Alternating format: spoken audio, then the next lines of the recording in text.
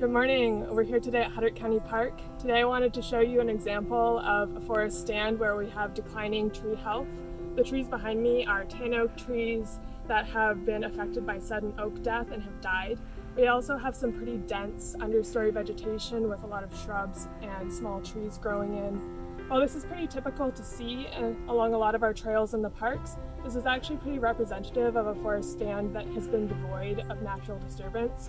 And because of this, we have concerns of wildfire spread throughout the forest stand, lower biodiversity, and the increased spread of tree diseases throughout the park. Here we see a project area where we installed a shaded fuel break in the park. The goal of this was to reduce the density of the understory vegetation.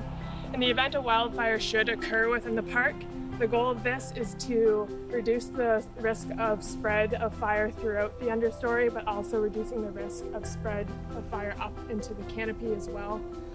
It also improves access to these areas for emergency vehicles in the event they need to respond to a fire.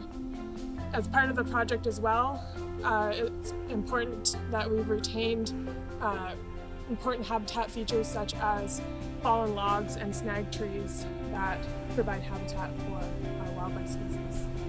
Forest management projects help provide carbon sequestration benefits for the atmosphere by reducing greenhouse gases.